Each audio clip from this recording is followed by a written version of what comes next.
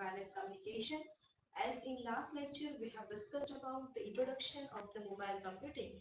In this lecture, we will start with the GSM. GSM, that is what, a global system for mobile communication. So let's have in detail about the GSM. So when there is no cellular network, what will be there? How we are able to communicate with device to device? That at that time there is only one antenna, as we have discussed in last lecture, that is about the cellular network. So there is only, before cellular network, there is only one antenna, and that antenna is responsible for transferring the information from one device to another device. Okay, but when GSM introduced, what will be there? What is the changes when GSM introduced? So as of now, you can see there are numbers of mobile devices we are using, and numbers of mobile networks are available of the different type, as a Vodafone, as a Airtel, and as a Reliance. So these are the numbers of networks is available, and now we can freely use this GSM network. Semester 7 subject code, that is a 2170710, topic name, that is a GSM. Now start with the GSM hierarchy.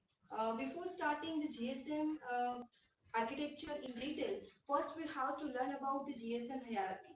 What will be that step by step in GSM network? So let's see over here. This is what a public land mobile network, that is a GSM administrative region. That means that land network is divided in numbers of cell. But how this cell are managed by this GSM network. So in this administrative region, there is one, that is a mobile switching center region. So this MSC, we can say it is the heart of the GSM. MSC is responsible for switching the phone, switching the information between one device to another device, between antenna to antenna, between base station to another base station. In this MSC, there is another region that is known as location area. There are numbers of location area that will be managed by the MSC. Okay, in location area, we have the base station controller, that is a BSC. This BSC is again divided in two parts that we will see on later. Then in BSC, there is, you can see, a cell that we have learned in cellular network, that entire area is divided in hexagonal cell. That hexagonal cell is referred by the cell over here. So in particular hexagonal cell, there is one antenna, and that antenna will take communicated with the MSC, and MSC will be communicated with this public land mobile network or any other type of network is there. So this is the GSM hierarchy. Now let's start with the GSM architecture. So as we have learned about the cellular network, so in cellular network, entire area is divided in a hexagonal cell. So here you can see this entire area is divided in hexagonal cell. Here just we have taken the example of 4 cell, and each and every cell there is a mobile devices. Here in 3 cell it is defined that 3 mobile devices are there. Then in each and every device, in each and every cell, there is a BTS. So BTS, that means what? The base transceiver system. Okay, base transceiver system, that means we can say it is a antenna. So that is the responsible for defining the communication between mobile device and to the upper layer. Now this BTS is connected with the BSC. BSC, that means what? Base station controller. In each and every cell there is a compulsory one BTS, and that BTS is connected to BSC, and for 2 or more BTS there should be a one BSC. So BSC is responsible for providing the connection between, or providing the interface between BTS and MSC. So here BSC is connected with MSC, that is what? Mobile switching center. Then in MSC, we have MSC, there are numbers of databases are there. So there are 4 databases. Let's have a look at that. So VLR, HLR, AUC and EIR. VLR, that means what? Visitor location register. HLR, that means home location register. AUC, that is authentication center, and EIR, that is equipment identity register. These are the 4 databases that we required in cellular network. When any of the organization is defined the cellular network, GSM network, at that time this 4 database should be maintained. VLR is responsible for providing the current location of the mobile. Suppose you are moving from one place to another place. Every time your location is updated. So that updated information will be kept in VLR.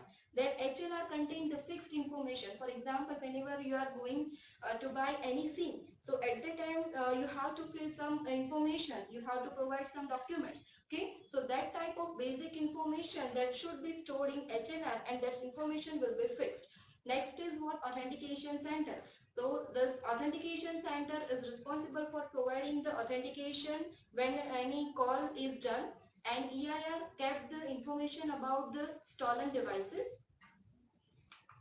Now there are the different network, as you can see here, PLMN and internet, and PSTN, ISTN, PDN, that is the packet switch telephone network, integrated service digital network, packet data network, then public land mobile network. So these are the different network. So this different network is connected with GMSC or ISC.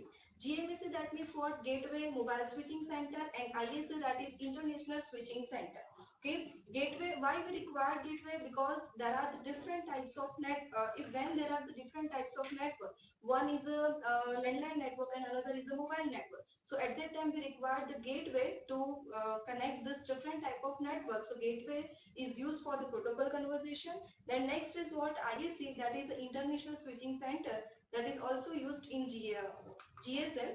Now next is what? OMC, that is Operation and Maintenance Control. Why this use? This is the entire administrative region of the GSM network, and it will take care of each and every entities and GSM. So entire administration is done by the OMC in GSM architecture.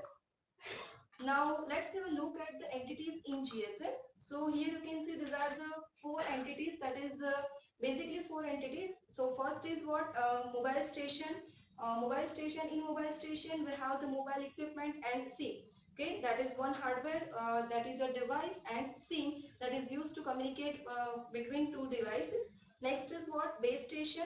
Subsystem. Base station subsystem contain the two entity of the GSM, that is the base transceiver system and base controller system. Then next type of entities, that is a network and switching subsystem, that contain the five entity, which are, that is a MSC, HLR, VLR, EIR, and AUC. Then next is what? Operation and support subsystem, that is OSS, and it contain the entity, that is OMC, that is Operation and Maintenance Center. Now here you have to look at according to figure. In BSS will contain this entity, OSS will contain this entity, and NSS will contain this VLR, HLR, AUC, and EIR, and that is what? Gateway, MSC, and BSC. And here you have to look at this mobile station. Now let's have a look at in detail about this entity. So first is mobile station. So what is mobile station? Mobile station is it has a two element. Which are the two element? As you can see in figure, that one is what? Your mobile device, and another is a SIM card. SIM card is based on the size of mobile device support, that it may be a standard card, it may be a nano card, it may be a micro card. So whenever you have a mobile and whenever you want to communicate with another device, compulsory require that hardware and you require the SIM, that both of this concept component you will provide the communication to the another device. So your SIM card will provide the cellular network, and your device will provide the support for that SIM card. Now next is base station subsystem. So as we have discussed, base station subsystem contain the two part, that is what? Base transceiver system and base station controller. So BTS and BSC. Next is NSS, that is a mobile switching center. So mobile switching center, as we can say, it is the heart of the GSM, because MSC is responsible for transferring the call. MSC is responsible for switching the call. Okay, so like a normal switching node, mobile subscriber of the same network for the PSTN fixed telephone or for the ISTN network, that normal switching is done same as the MSC switch the call. Now this NSS Mobile Switching Center in continuous. So HLR contains all the administrative information as I told, and VLR provide you the current location of the mobile device.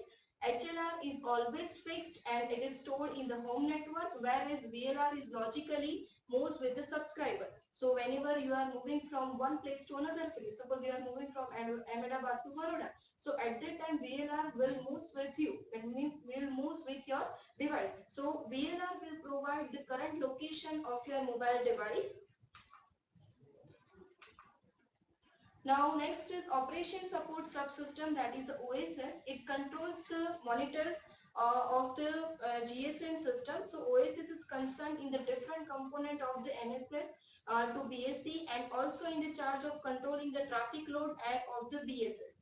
And they now this two databases, that is EIR and authentication center, that are defined with this OSS. Why? Because equipment identity register, that is the database that contains the list of all the mobile equipment within the network, where each mobile station is identified by its international mobile equipment identity. That is what its identifier that we will see in detail, that is IMEI. And whenever you want to see the IMEI number also you can see in your mobile. Now next is what authentication center. So authentication center is responsible for the authentication of the subscriber. So whenever you will do the call, so and another person will receive the call. So in this seconds of time, that entire authentication will be done. That we will see in detail how this authentication will done whenever the another person will receive the call and whenever we dial the call. So thank you for watching. Remaining topic we will cover in the next lecture. Thank you.